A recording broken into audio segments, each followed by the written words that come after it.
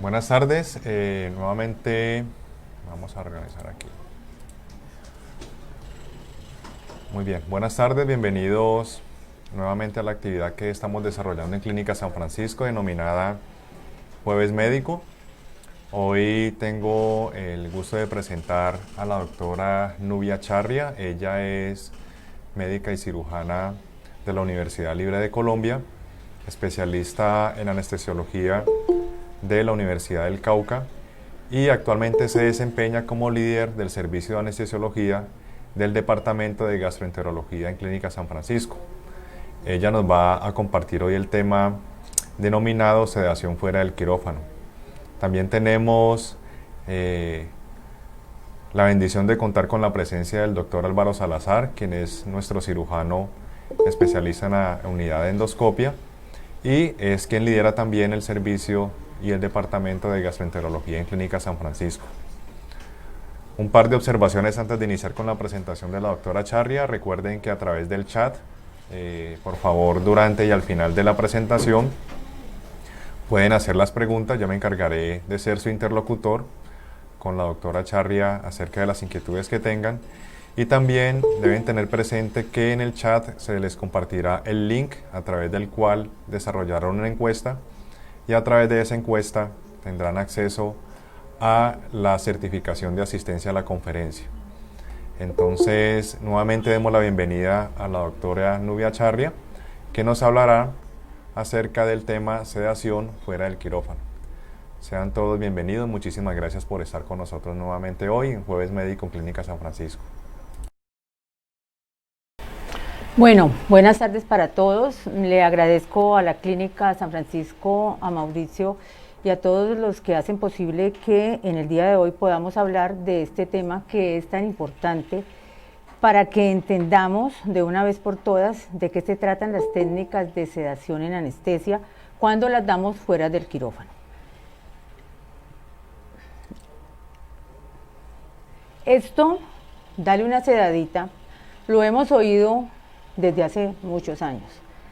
Y esto salió en un editorial de una revista mexicana donde el doctor Soto hace estas preguntas. ¿Sabrá quien lo dice qué es exactamente lo que desea? ¿Será que la intención es trasladar una menor sensación de peligro a los pacientes? Y aquí me voy a detener un poquito porque cuando nosotros estamos en endoscopia y hacemos subir los familiares de un paciente, los familiares no tienen ni la menor idea de qué se trata la sedación. Y fuera de eso, nos dicen, pero usted me está hablando de una cantidad de riesgos que nadie me ha explicado, pero si es que solamente lo van a sedar. Entonces, eso es realmente cierto. Yo creo que esa palabra o esa subvaloración de nuestra técnica de sedación es lo que hace que tengamos cada día más peligros en la seguridad del paciente. Y la otra pregunta, ¿será que los profesionales que así lo solicitan tienen un pleno desconocimiento de lo que los anestesiólogos entendemos por realizar una técnica de sedación? Miren que esto es un tema que apareció hace 5 años en una revista mexicana y que en la actualidad seguimos tal cual como estamos. Entonces, para eso estoy hoy tratando de quitarles el velo de lo que se trata una sedación fuera del quirófano. Pero definámoslas.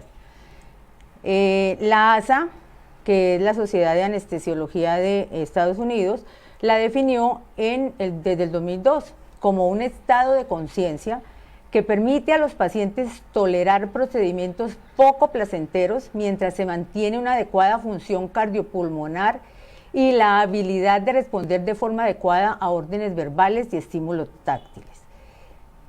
Ella se quedó un poquito corta, por eso cuando el Colegio de Endoscopia de Estados Unidos le agregó otras cosas, como qué es lo que implica el uso de sedantes, hipnóticos y analgésicos de acción corta para permitir a los clínicos realizar procedimientos de manera eficaz mientras se monitorea al paciente de cerca para detectar posibles eventos adversos. Y empezamos a hablar de los eventos adversos, para que ustedes vayan conociendo que sedar no significa no tener riesgo. Se presentan muchos eventos adversos cuando estamos hablando de sedación. También la misma ASA clasificó los niveles de sedación y sedación analgesia con 4 grados. Y esto es importantísimo porque hasta hoy tenemos los mismos 4 grados de sedación. Ellos hablaban de un continuo de profundidad que realmente los que pertenecemos a este gremio de sedación sabemos que eso no es siempre cierto, que la realidad es impredecible.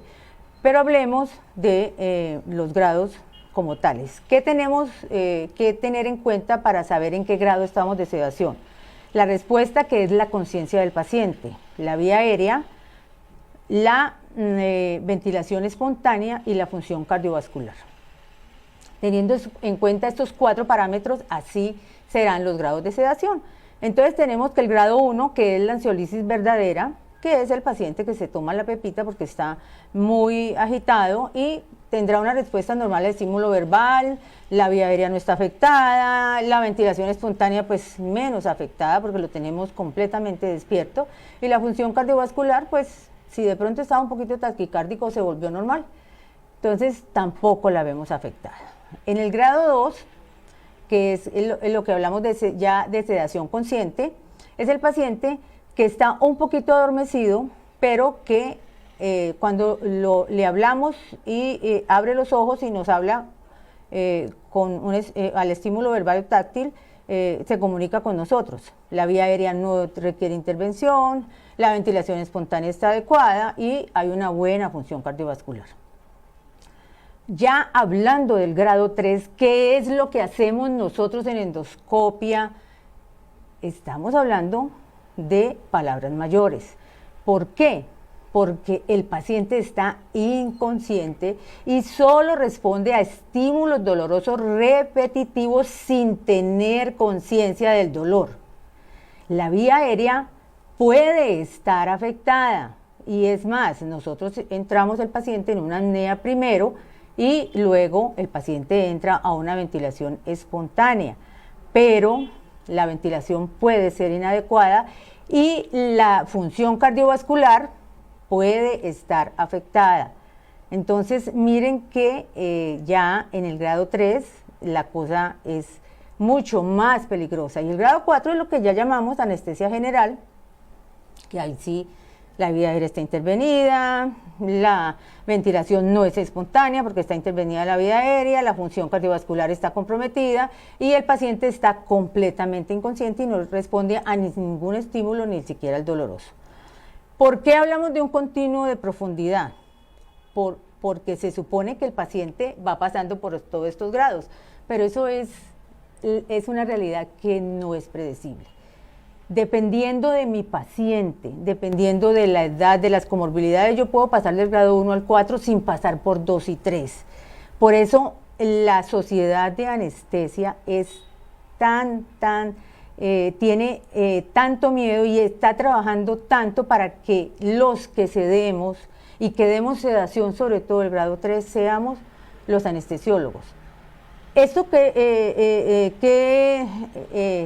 define? Pues una manera clara de cuáles son las competencias que se debe tener para proporcionar una sedación segura.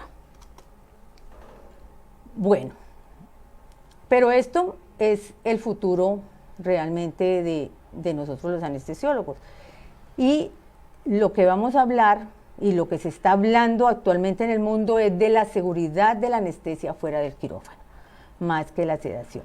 Se están haciendo todos los trabajos, los nuevos trabajos, las nuevas guías están enfocadas en seguridad de anestesia fuera del quirófano. ¿Por qué? Porque es que tenemos una demanda aumentada de procedimientos que necesitan sedación y no necesitan anestesia general como tal, y no van al quirófano. Tenemos nuevas tecnologías, tenemos medicamentos nuevos, con farmacocinéticas nuevas, tenemos nuevos escenarios y cada día es más preocupante que nuestra población se hace mucho mayor, que son pacientes mayores los que estamos atendiendo y que necesitan estas técnicas de anestesia fuera del quirófano. Y nuestras IPS y nuestras EPS nos están exigiendo una mejor efectividad, un menor costo, pero una total seguridad.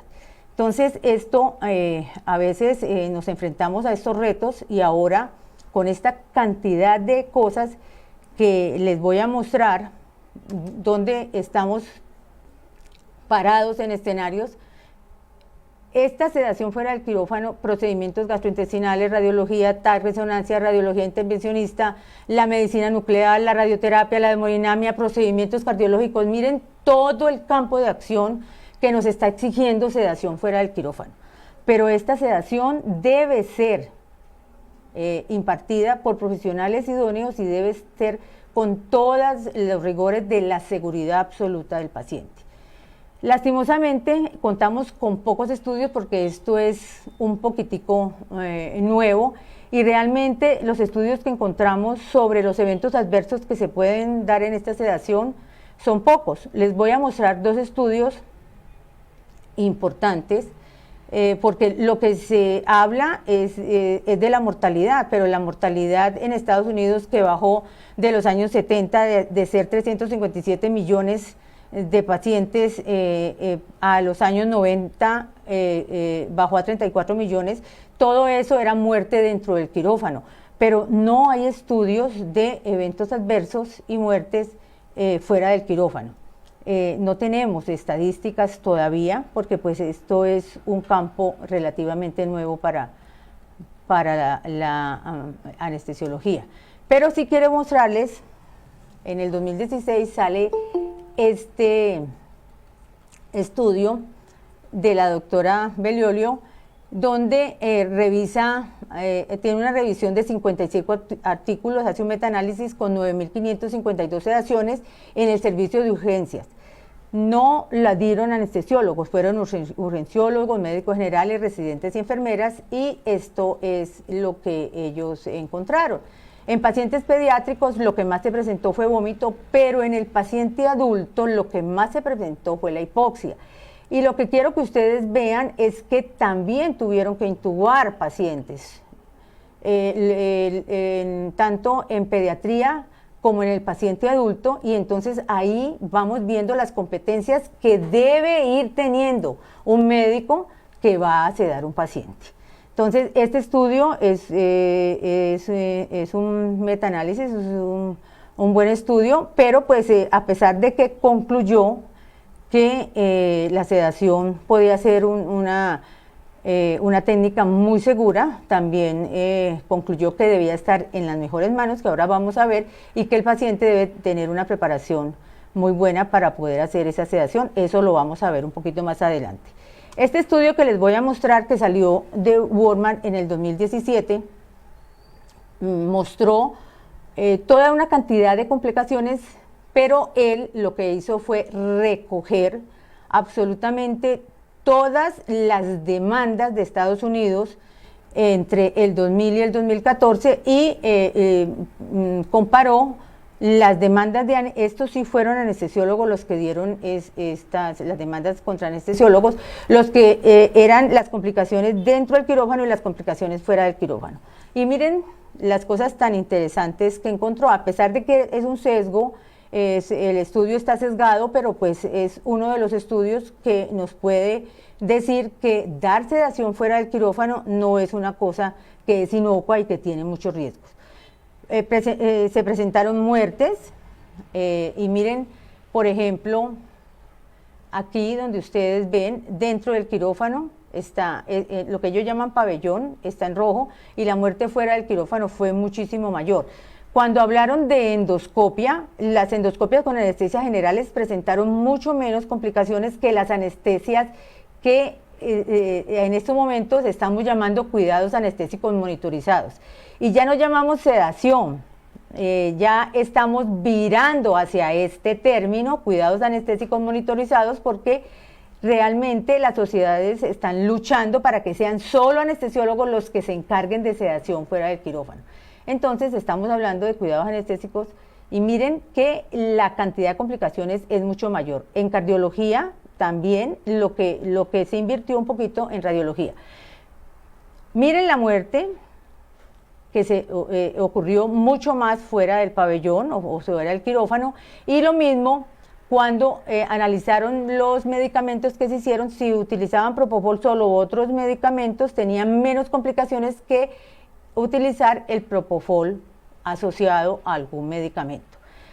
Como les digo, este estudio se consideró que tenía muchos sesgos, pero pues ante la ausencia de estudios de eventos adversos que tenemos en la literatura, pues se los trae a colación porque es importante que sepamos que esto que estamos haciendo tiene riesgos y riesgos grandes.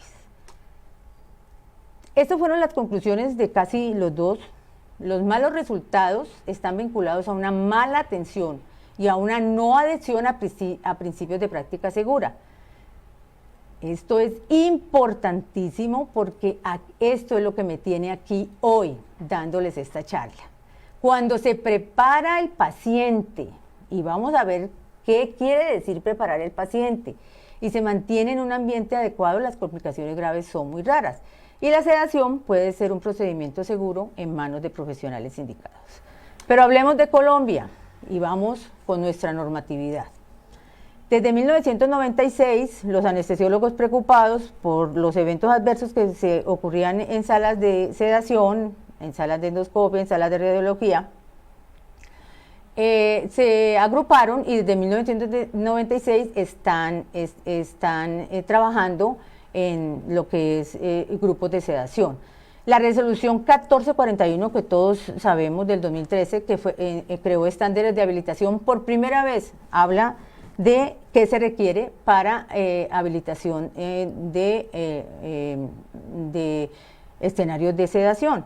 Pero esta fue cambiada por la resolución 2023 del 2014, la modificó y esta fue modificada por el 25 de noviembre del 2019 por la resolución 3100 del 2019. ¿Qué dice esta resolución? Que el que seda tiene que ser un profesional distinto al que realiza el procedimiento, no puede ser igual. Que debe tener una acreditación de un curso de RCP avanzada, básica y avanzada, y además debe tener un curso de sedación que para la SCARE son 300 horas, pero los cursos actuales son de 6 y 12 horas, y con esos les dan a los médicos generales el aval para entrar a hacer sedación. Que la sedación grado 3 ya se la quita al médico general y la pone en manos de un especialista médico quirúrgico. Esto es porque los especialistas médico quirúrgicos saben del estrés y de los cambios que produce un procedimiento y una cirugía. Los especialistas que no son médicos quirúrgicos pues no trabajan con eso. Y la sedación grado 4 o condiciones especiales se las da el anestesiólogo. Y vuelvo a ponerles aquí la sedación grado 3 y la sedación grado 4. El hilo entre estas dos es un hilo muy pequeño, porque es mantener un paciente bajo anestesia general sin tubo, con condiciones cardiovasculares estables. Y eso relativamente es un arte para los que trabajamos en sedación. ¿Qué más habla de la normatividad? Que el servicio debe contar con un área de recuperación, que debe haber listas de chequeo, que ahora vamos a ver un poquitico de listas de chequeo, pero dentro de las listas de chequeo, la historia clínica del paciente. Tanto para el endoscopista como para el anestesiólogo es importante. Para el endoscopista es muy importante saber qué tiene el paciente, por qué le mandaron el procedimiento, y para el anestesiólogo es importante saber absolutamente de todo lo que sufre el paciente, valorar su vía aérea, conocer, hacer una historia clínica, una valoración, porque eso le da la oportunidad de poder programar lo que es su sedación. el ayuno del paciente, que de eso vamos a hablar ahora, lo que dice la guía, y que deben haber un registro de monitorización del nivel de conciencia de los signos vitales. O sea que el paciente debe estar monitorizado y debemos tener un papel, y ahora vamos a ver lo fácil que es las escalas que la guía nos dice que debemos utilizar. Estas guías son las que consultamos frecuentemente, porque son las que tenemos a la mano. La guía de anestesia de Estados Unidos salió en el 2018, lo mismo que la guía europea, pero la guía que tenemos en este momento en Colombia sale en el 2016. Eso fue un esfuerzo grande entre la Sociedad Colombiana de Anestesia, el Cochrane, de Bogotá, la Universidad Nacional y una cantidad de otras especialidades, de comités de otras especialidades. Estaba la Sociedad de Gastroenterología, Radiología, la Pediatría, estaba la Sociedad de Maxilofacial, odontólogos, había una cantidad de sociedades que intervinieron para la creación de esta guía. Esta guía es internacional, no solamente se queda en Colombia, sino fue una guía internacional y es muy interesante, y sobre esta guía estamos basados en este momento nosotros para la sedación. Ella se hace unas 5 preguntas y de estas no las vamos a contestar todas porque pues el tiempo no nos alcanza, pero sí vamos a hacer las más importantes. Entonces tenemos la primera pregunta: ¿cuáles son las intervenciones más seguras para la preparación del paciente? Recuerden que los estudios anteriores decían que si el paciente se prepara bien, podemos tener menos complicaciones en la sedación. Entonces, la valoración del paciente es la primera intervención. La guía dice que todos los pacientes que van a ser sedados deben tener una valoración preanestésica. Y la valoración preanestésica incluye una historia clínica completa, el examen físico, los exámenes de laboratorio, el estado funcional, la evaluación de la vía aérea. Hay que identificar el riesgo de presentar eventos adversos, como el riesgo cardiovascular, respiratorio, y si el paciente tiene compromiso de la vía aérea, si tiene compromiso respiratorio, si tiene enfermedad renal, la obesidad mórbida, la apnea obstructiva del sueño, si hay riesgo de broncoaspiración, si tuvo algún antecedente adverso durante una sedación previa. Entonces miren la importancia de la valoración de un paciente. Y en esto estamos nosotros luchando para que nuestros pacientes que lleguen a endoscopia lleguen, por favor, bien valorados. Eso es una de las cosas que la guía tiene. Y aquí les muestro un estudio de 1.380.000 procedimientos que se hicieron en endoscopia, donde el Vargo y colaboradores mostraban una casística y mostraron que los mayores de 75 años, la edad avanzada, tiene 2 a 3 veces de presentar más complicaciones. Por lo tanto, estos pacientes deben ir más estudiados que cualquiera. Deben ir con todos los exámenes de laboratorio, deben ir con electrocardiograma, deben ir con creatininas, glicemias, todo para disminuir esa posibilidad de complicarse. Y que los pacientes ASA 5 y ASA 4 y ASA 5, que ustedes saben que son casi los pacientes que están en UCI, tienen 7 veces más riesgo de presentar eventos adversos relacionados con la sedación. Esto también, dentro de las cosas también, recomendaciones, ellos dijeron que estos pacientes no se pueden hacer en los servicios de fuera del quirófano, que estos pacientes deben ir a el quirófano para poder hacer una sedación segura. Entonces miren que a pesar de que los estudios muestran, nosotros tenemos que propender a que nuestros pacientes vayan valorados y vayan bien valorados, y entre la población sea mayor, la valoración debe ser mucho mayor.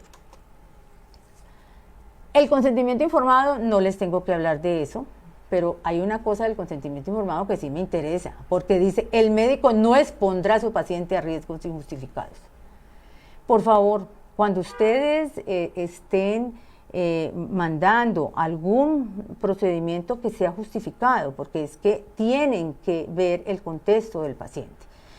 Hay que pedir el consentimiento no solamente al paciente, sino a los familiares o a los responsables, tienen que firmar anticipadamente y hay que ser muy, muy, muy estricto en la explicación de todas las cosas que en sedación pueden pasarle a este paciente. Entonces, el consentimiento informado para nosotros es una práctica que debe ser, siempre debe venir consentimiento.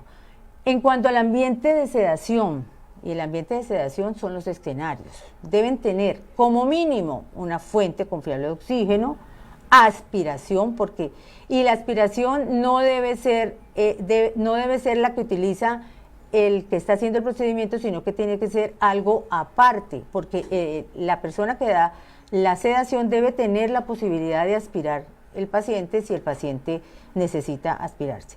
Equipo de reanimación completo, con un carro de paro cerca, los medicamentos de emergencia y el paciente debe tener una monitoría adecuada. Entonces miren que son pocas cosas lo que está exigiendo la guía práctica de clínica para los ambientes de sedación, pero ¿en cuántos ambientes de sedación tenemos todo esto? Ustedes pueden estar seguros que aquí en la clínica lo tenemos, porque la Clínica San Francisco en esto sí es pionera. Desde hace 3 años somos los anestesiólogos los que damos sedación fuera del quirófano. También tenemos que hacer listas de chequeo, y las listas de chequeo no solamente incluyen, sino las mismas listas de chequeo que ustedes conocen, que son las listas de chequeo de cirugía, paciente correcto, procedimiento correcto, si tiene posibilidad de vía aérea, si el equipo está listo, si el laringoscopio prende, si hay una fuente de oxígeno, todas esas listas de chequeo. Y en estos tiempos de COVID, las listas de chequeo deben incluir que todos tengamos el equipo de protección personal. Entonces, esto tiene que haber dentro de las listas de chequeo. El ayuno de los pacientes son igual a anestesia general, aunque entonces tenemos un ayuno preoperatorio de sólidos de al menos 6 horas en pacientes que requieren sedación fuera de quirófano, y de 2 horas de líquidos claros, entendiéndose líquidos claros, agua, una tisana, y entendiéndose líquidos claros, un poquitico puede ser podemos decirles que tomen un poquitico de agua de panela. Eso no indica que el paciente, no hay evidencia de que el paciente se vaya a broncoaspirar con 2 horas. Pero los pacientes que tienen patologías importantes, como alteración del vaciamiento gástrico por obesidad, diabetes, reflujos gastroesofágicos, ahí sí tenemos que tener 8 horas antes del procedimiento. En caso del procedimiento de urgencia sin ayuno, pues hay que escoger entre el riesgo y el beneficio del paciente que se puede hacer. Pues en endoscopia no podríamos hacer sin ayuno, porque pues un paciente que tiene estómago lleno no se le podría ver absolutamente nada. Entonces en endoscopia sí necesitamos que el paciente esté sin nada en el estómago para poder hacer una muy buena endoscopia. Aquí venimos la segunda pregunta, y esta es la pregunta que causa más roncha y más controversia en todos los sociedades de anestesia del mundo, no solamente la colombiana, porque las guías que consultamos tienen la misma controversia. Entonces, en nuestro país y nuestra legislación pues permite formar médicos generales para dar sedación fuera de quirófano, pero los limita hasta sedación 1 y 2. Ya para sedación 3 y 4 ya ustedes vieron que ahorita en sedación 3 habla de especialista médico quirúrgico, y en sedación 4 ya es anestesiólogo. pero dice que deben estar a cargo de un profesional con entrenamiento formal, pero no define qué es formal. Y que los profesionales que administran la sedación con propofol tengan entrenamiento formal, pero tampoco define qué es formal. Entonces, en estos huecos que tiene nuestra legislación, nuestra sociedad a principio de año, de este año, sacó recomendaciones sobre administración de sedación fuera del quirófano en Colombia. Y estas recomendaciones aparecen porque la normativa actual ha obviado puntos importantes y en general la legislación colombiana con respecto a este tema es inespecífica e incompleta. Entonces, ¿qué dicen ellos? Que la sedación fuera del quirófano solo la deben administrar anestesiólogos.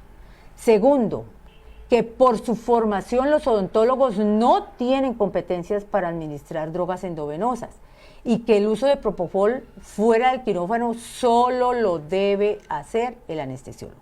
Esas son las recomendaciones. Nuestra guía está a punto de actualizarse en el 2021. Recuerden que las guías se actualizan cada 5 años y en el 2021 va a aparecer las otras guías.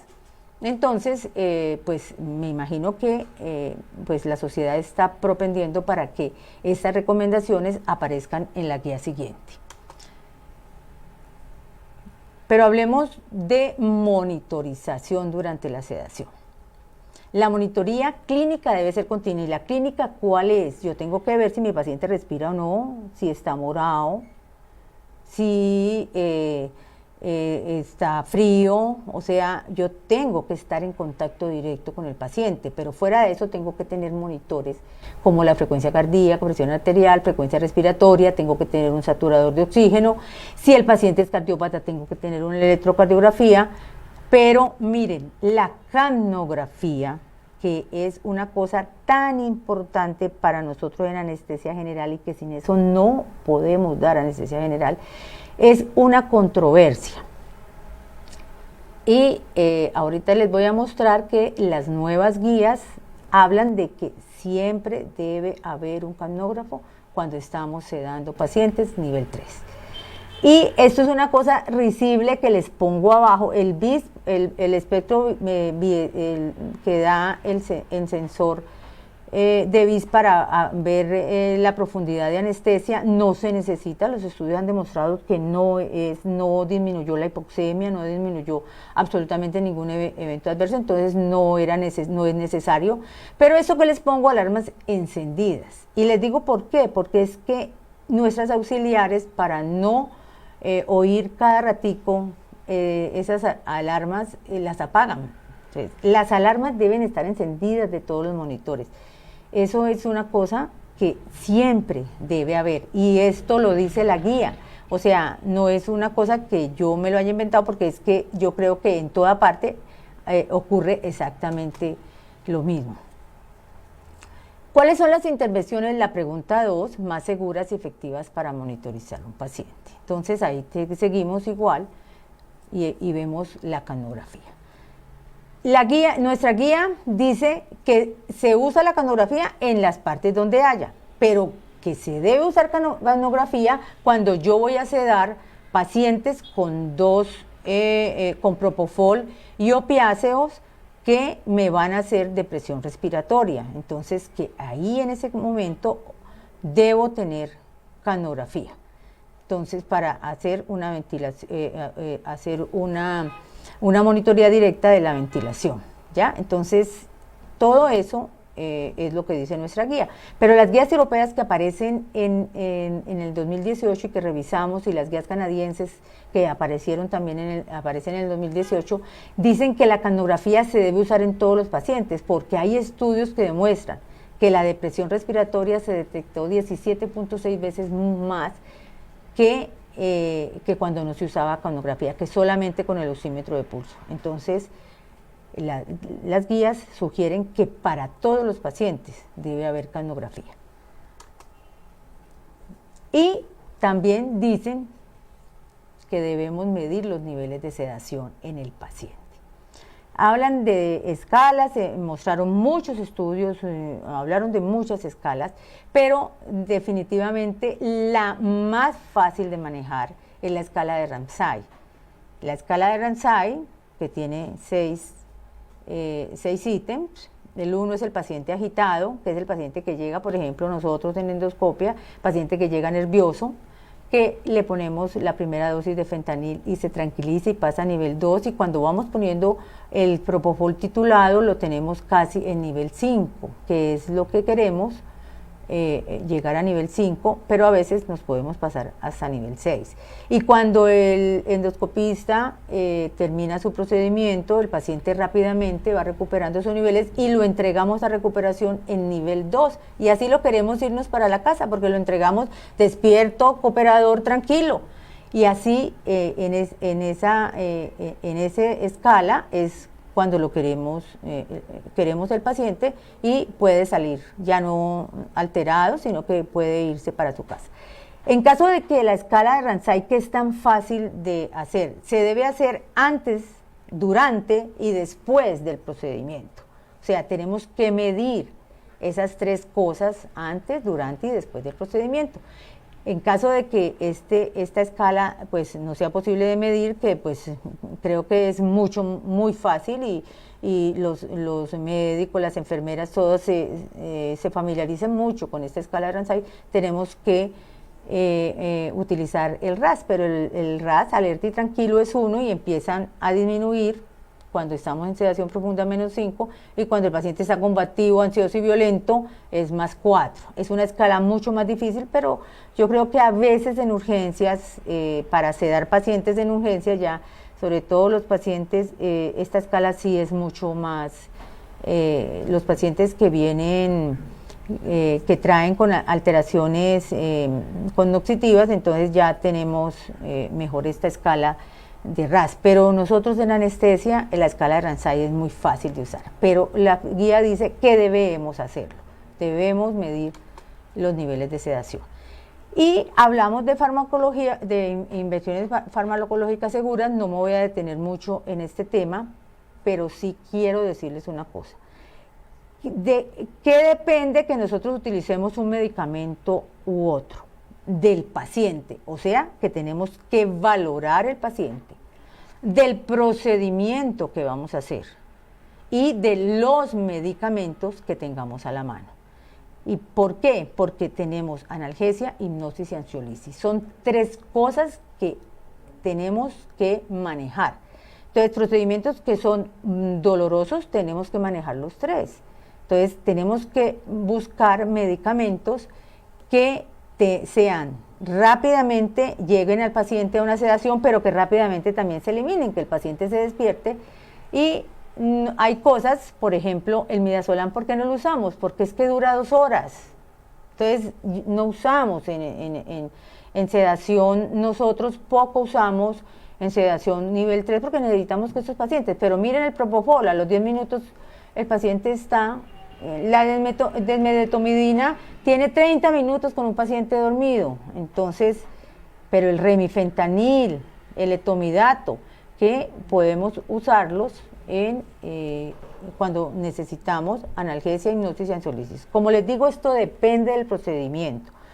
De pronto en procedimientos cardiológicos que son mucho más avanzados, que tienen mucho más duración, entonces pues tendremos que usar otro tipo de drogas. Entonces, cada paciente es individual, el procedimiento es individual y los medicamentos van ajustados a pacientes y a procedimiento. Y aquí les quiero que miren, porque la guía tiene múltiples artículos revisados, propofol frente a agentes tradicionales llamados meperidina, morfina, fentanilo, midazolam, propofol más fentanilo frente a ketamina más midazolam, propofol combinado con agentes tradicionales frente a propofol solo. Todos estos artículos los revisaron, son metaanálisis revisados fuertemente por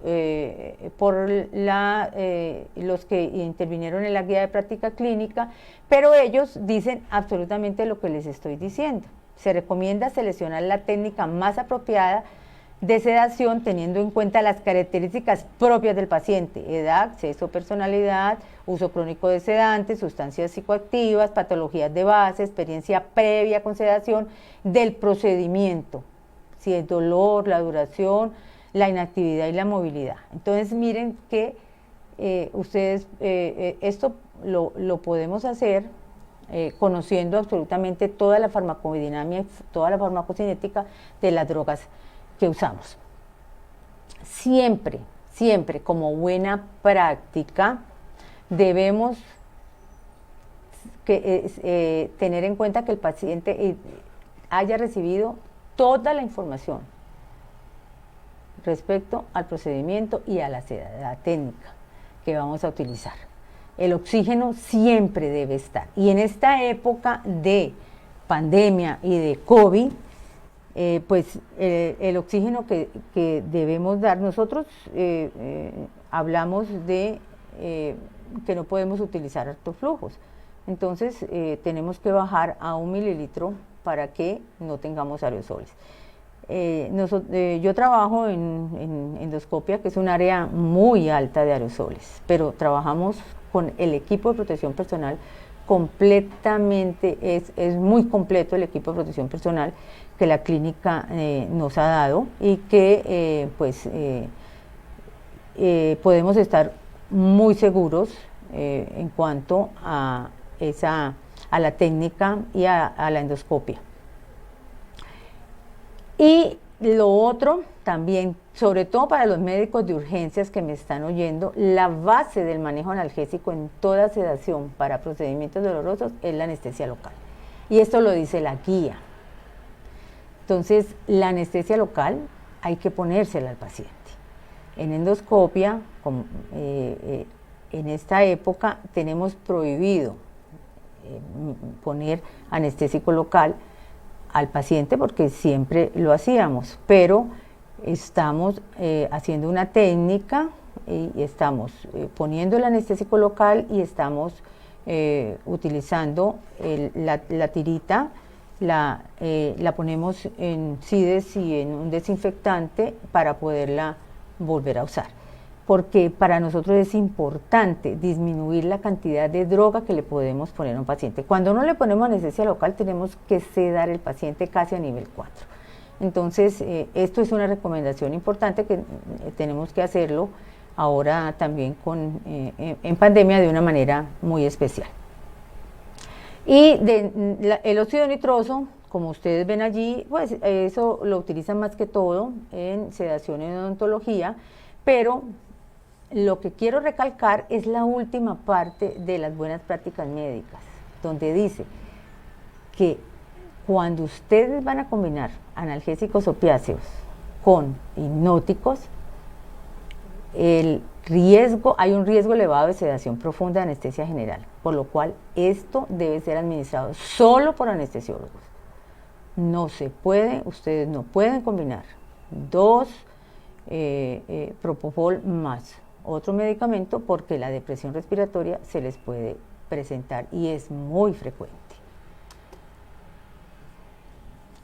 Entonces, dependiendo de todas esas cosas y todos los estudios, de todas las drogas que estudiaron, también hicieron unas recomendaciones según el escenario clínico. Dicen, para endoscopia,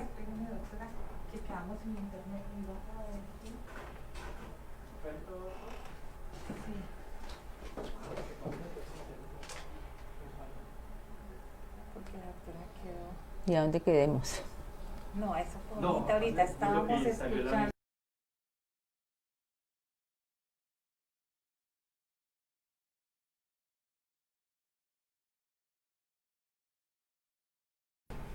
Ah, bueno, perfecto.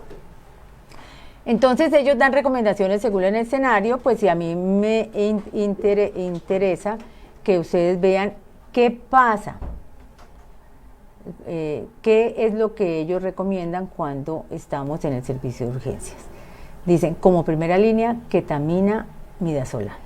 Y si no se puede poner ketamina, entonces utilizar el propofol. Pero ya saben la recomendación de la Sociedad de Anestesia de este año, donde dice que el uso de propofol solo se debe dejar para anestesia. Entonces, si van a tener un paciente que sedarlo y no pueden usar ketamina, midazolam, entonces tendrán que llamar al servicio de anestesia para que les pueda poner el propofol a ese paciente. Para endoscopia, el propofol es el ideal y es el que usamos nosotros todo el tiempo. Y para imágenes diagnósticas e intervencionistas, miren que también se usan propofol, pero también ellos recomiendan que si no se puede usar propofol, uso de midazolam o de medetomidina.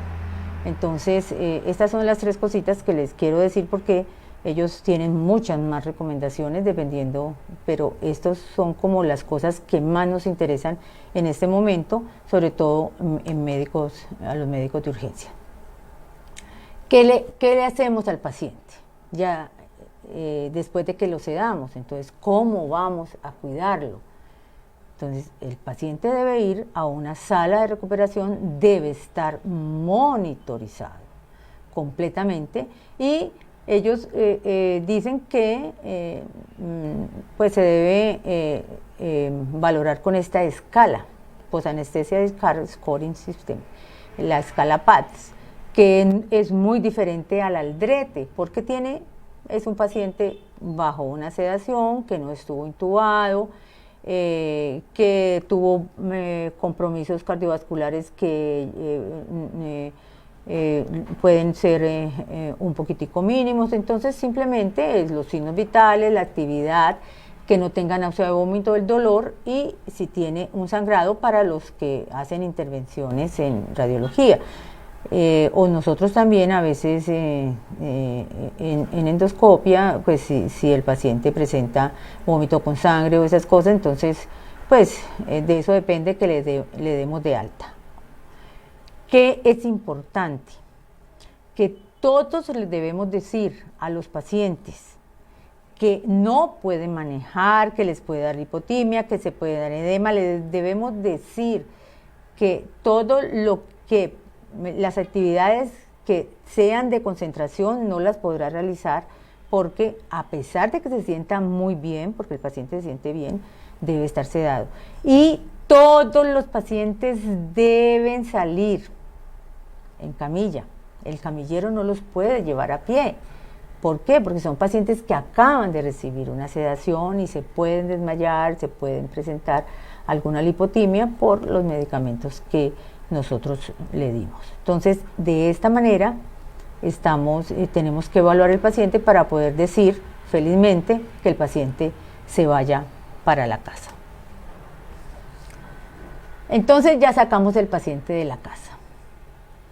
Y ya, pues, lo último que me queda decirles que los comités de sedación que se han creado en el mundo consideran la sedación un arte.